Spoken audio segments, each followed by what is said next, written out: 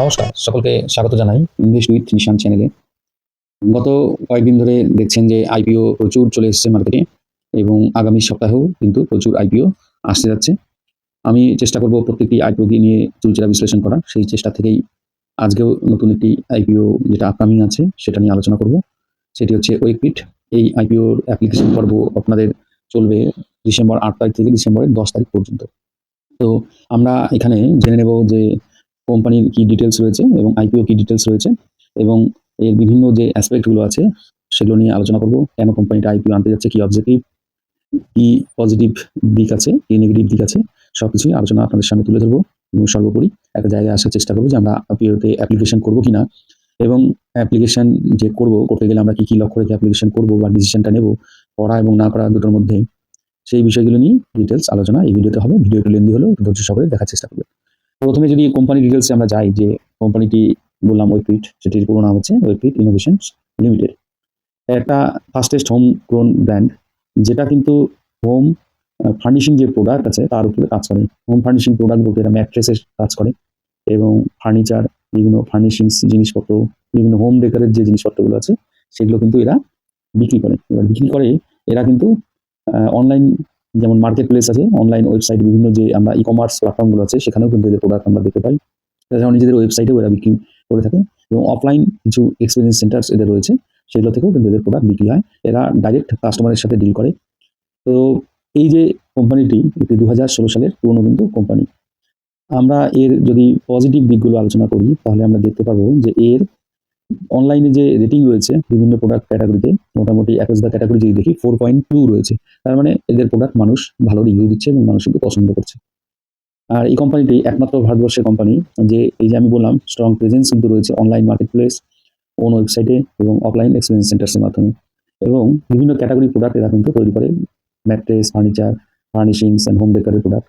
এরকম কোম্পানি কিন্তু আর কিন্তু লিস্টেড মার্কেটে নেই। শুধুমাত্র যদি ম্যাট্রেসের দিক থেকে তুলনা করা হয় তাহলে ম্যাট্রেস কোম্পানি শিলাপ হোম যে রয়েছে, আপনারা জানেন শিলাপ হোম কোম্পানি অলরেডি কিন্তু লিস্টেড রয়েছে। শিলাপ হোম যে কোম্পানিটা সেটা কিন্তু আমাদের বহু প্রচলিত যে ম্যাট্রেস ব্র্যান্ড আছে কার্লন, তার কিন্তু প্যারেন্ট কোম্পানি, এবং এখন এই কার্লনের সাথে কিন্তু আরো কয়েকটি কোম্পানি টাই আপ হয়ে শিলাপ হোমের আন্ডারে কিন্তু কাজ করছে বা চলছে মার্কেটে। এরা শুধু ম্যাট্রেস নিয়ে ডিল করে মোটামুটি, কিন্তু এইটার প্রোডাক্ট ডাইভার্সিটি কিন্তু বেশি রয়েছে উইকপিট ইনোভেশনসের। সেই জায়গা থেকে একটা পজিটিভ দিক কিন্তু রয়েছে। যাই হোক, আরো কিছু আমরা আলোচনা পজিটিভ নেগেটিভ পরবর্তীতে করবো, কারণ কি বিভিন্ন যে আইপিও আনতে যাচ্ছে তার যে ডাটাগুলো আছে সেগুলো দেখে সেই আলোচনাগুলো করে নেব। প্রথমে আমরা একটু দেখে নিই আইপিও টেন্টলি টাইমলাইন। আমি আগেই বলেছি ৮ থেকে ১০ তারিখের মধ্যে অ্যাপ্লিকেশন পর্ব চলবে ডিসেম্বরের, এবং এর অ্যালটমেন্ট ডেট হচ্ছে ১১ তারিখ এবং লিস্টিং ডেট হচ্ছে ১৫ই ডিসেম্বর, এবং যারা পাবেন না তারা ১২ তারিখ রাতে বা পরের দিন আপনারা হয়তো রিফান্ড পেয়ে যাবেন। এবার আইপিও ডিটেলসে কি রয়েছে, ইস্যু প্রাইস হচ্ছে ১৮৫ থেকে ১৯৫ টাকা, ১৯৫ টাকা কাট অফ প্রাইস, সেটা দিয়ে আমরা অ্যাপ্লিকেশন করবো বিড দেওয়ার সময়। লট সাইজে আছে ৭৬টি শেয়ার একটি লটে, ইস্যু সাইজ হচ্ছে ১২৮৮.88 কোটি, অর্থাৎ এখানে ইস্যু সাইজ খুব একটা বড় নয়, অল্প কিছু, 1288.88 crore টাকা। তার মধ্যে ফ্রেশ ইস্যুস রয়েছে ৩৭৭ কোটির মতো এবং অফার ফর সেল রয়েছে ৯১১ কোটি টাকার মতো। এখানে যেটা দেখতে পাচ্ছি, এখানে ফ্রেশ ইস্যু অল্প কিন্তু অফার ফর সেলটা কিন্তু অনেকটা রয়েছে, অর্থাৎ কোম্পানির যে প্রমোটার আছে তাদের পকেটে ভালো অঙ্কের টাকা কিন্তু ঢুকছে এখান থেকে। এবার এই ফ্রেশ ইস্যু নিয়ে এরা কি করবে সেটা কিন্তু আমাদের দেখার প্রয়োজন। এই ফ্রেশ ইস্যু টাকাটা এরা কি করবে, স্টোর রেন্ট পেমেন্ট করবে এবং বিভিন্ন যে লাইসেন্স এদের আছে বিভিন্ন স্টোরের, সেগুলোর কিছু ফি আছে সেগুলো পেমেন্ট করবে প্রায় ১৬১ কোটি টাকার মতো। এছাড়া নিউ স্টোর কিছু ওপেন করবে, সেখানে এরা ৩০ কোটি টাকার মতো খরচা করবে, ৩০ কোটি টাকা, 30.84 কোটি টাকা খরচা করবে। কিছু কিছু ইকুইপমেন্ট কিনবে এরা, যেটা এদের কাজে লাগে প্রোডাক্ট তৈরি করতে, 15.4 crore মতো, এবং কিছু অ্যাডভার্টাইজমেন্ট এবং মার্কেটিং এর জন্য খরচা করবে ১০৮.৪০ কোটি টাকা। এটা ভালো কথা, সেই খরচা করবে অ্যাডভার্টাইজমেন্ট মার্কেটিং, এতে কোম্পানি অনেকটা প্রমোশন হয়ে যায় কোম্পানির। তাছাড়া আর যা বাদ বাকি আছে জেনারেল কর্পোরেট পারপাসে ইউজ করবে। এবার এখানে আমরা একটু আইপিও শেয়ার রিজার্ভেশন কোটা যদি দেখি, কিউআইবি কোটা কিন্তু ভালো পরিমাণে রয়েছে 75%, এবং এনআইআই কোটা রয়েছে 15%, রিটেল কোটা কিন্তু খুব সামান্য রয়েছে 10%। সেই জায়গায় দাঁড়িয়ে একটা যদি সাবস্ক্রিপশন হয় সেখানে কিন্তু একটা চান্সেস পাওয়ার খুব কম থাকে, যেহেতু কোটার অনুসারে 10% অনলি। এবার ফিনান্সিয়াল ইনফরমেশন দেখে নিই। ফিনান্সিয়াল ইনফরমেশন যদি দেখি আমরা, প্রত্যেকটি কোয়ার্টারে কিন্তু অ্যাসেট বেড়েছে এবং রেভিনিউও বেড়েছে, এবং এখানে যে ডাটাটা দেওয়া আছে এখানে ২৩, ২৪ এবং ২৫-এর মার্চের যে ইয়ার ওয়াইজ ডাটা, এবং ২৫-এর সেপ্টেম্বরে কিন্তু একটা ২০০০ যে ফিনান্সিয়াল ইয়ার ২৬ তার কিন্তু দুটো কোয়ার্টারের ডাটা এখানে দেওয়া আছে। সেখানেও দেখতে পাচ্ছি যে আমাদের অ্যাসেট বাড়তে দেখতে পাচ্ছি, এবং রেভিনিউও কিন্তু ৭৪১, এই হিসাবে যদি ডাবল করা যায় রেভিনিউ কিন্তু ভালোই দেখাচ্ছে, গ্রোথ দেখাচ্ছে। এখানে প্রফিট আফটার ট্যাক্স দেখবেন প্রত্যেকটি বছরে কিন্তু একটা লস দেখিয়েছে, কিন্তু 30 সেপ্টেম্বর 2025 দেখাচ্ছে 35 কোটি টাকার মতো প্রফিট আফটার ট্যাক্স। তার মানে এখানে কিন্তু আর প্রফিট হঠাৎ করে দেখা যাচ্ছে। এবার এখানে একটু সন্দেহ দানা বাঁধে, অনেক সময় কোম্পানি যখন মার্কেটে লিস্টেড হয় তখন কিন্তু এরা প্রফিট দেখিয়ে লিস্টিং করার চেষ্টা করে যাতে সাবস্ক্রিপশনটা হাই হয় এবং তারা কিছু টাকা মার্কেট থেকে নিতে পারে। এখন আমি ভুল হতে পারি, কারণ কি এটা ডিপে গিয়ে আরো অ্যানালিসিস করতে গেলে প্রচুর টাইমের দরকার আছে। হ্যাঁ, এখানে মোটামুটি যা দেখা যাচ্ছে কোম্পানি প্রফিট দেখাচ্ছে, সুতরাং সেই জায়গা থেকে একটু ঠিকঠাক আছে। কিন্তু আবার নেগেটিভলি ভবিষ্যতেও আবার যদি এরকম লস দেখায় তাহলে তখন কিন্তু আবার লং টার্ম ইনভেস্টররা সমস্যায় পড়তে পারেন। যাই হোক, এই হলো নেটওয়ার্থের দিক থেকেও দেখবেন যে প্রত্যেক ইয়ারে আপ ডাউন করেছে, 505 থেকে 543, তারপরে আবার 520, এবার আবার দেখাচ্ছে 557। তার মানে আপ ডাউন কিন্তু একটা রয়েছে। কারণ এটা এদের যে টপ লাইনের মধ্যেও এবং বটম লাইনের মধ্যেও কিন্তু আপ ডাউন একটু হলেও দেখা যাচ্ছে।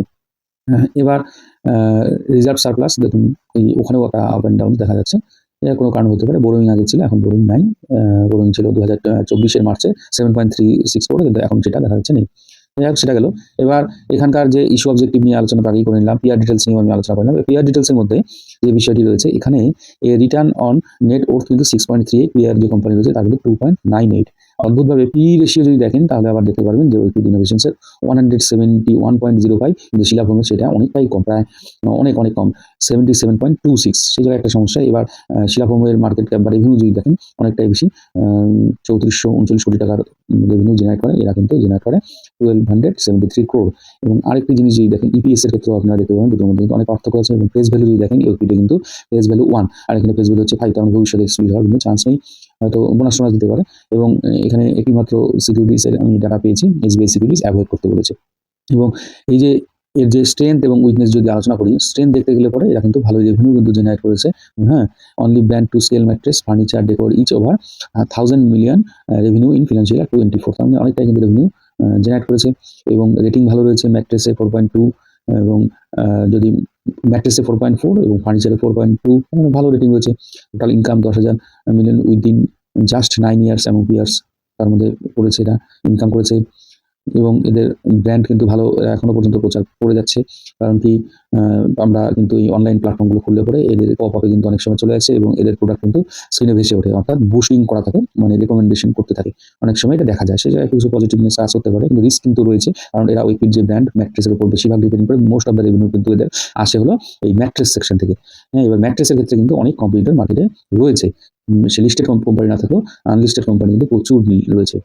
এবার এদের যদি ব্র্যান্ড এদের যদি প্রচার না করতে পারে বেশি করে, তখন কিন্তু সমস্যাতে দেখা দিতে পারে। আরেকটি জিনিস, এই যে ম্যাট্রেসের ইউজ নিশ্চয়ই প্রত্যেক ঘরে বা বাড়িতে হয় না, কারণ এটা কোনো এসেনশিয়াল কারণে এর বিকল্প জিনিস অনেকেই কিন্তু বাড়িতে ব্যবহার করে, সেটাও একটা নেগেটিভিটি যে ভবিষ্যতে মার্কেট কতটা এক্সপ্যান্ড করতে পারে। এবার আমরা আসি যে আমরা আইপিওতে অ্যাপ্লিকেশন করব কি করব না। এবার আমার তরফ থেকে এক্সিস্টিং পজিশন অনুসারে, সিনারিও অনুসারে আমি অ্যাপ্লিকেশন করব না। এবং ভবিষ্যতে আমি আরও কিছু এদের যে অ্যাঙ্কার লিস্ট দেখবো, তারপরে জিএমপি দেখবো এবং সাবস্ক্রিপশন রেট দেখবো। তারপরে আরেক যদি কোনো সময় দেখি যে জিএমপি 20% উপরে দেখাচ্ছে এবং এঙ্কার লিস্টে ভালো ইনভেস্টর রয়েছে, তখন হয়তো আমি কিছু লিস্টিং গেনের জন্য অ্যাপ্লিকেশন করতে পারি। এবার আমি যে বিষয়গুলো দেখে করার কথা ভাবছি, আপনারাও সেই বিষয়গুলো দেখে ডিসিশন নেওয়ার চেষ্টা করবেন। তবে সবসময় মনে রাখবেন, টাকা আপনাদের, রিস্ক আপনাদের, ক্ষয়ক্ষতি হলে আপনাদের হবে, সুতরাং আপনাদের সিদ্ধান্ত আপনারা নেবেন। ধন্যবাদ, ভালো থাকবেন।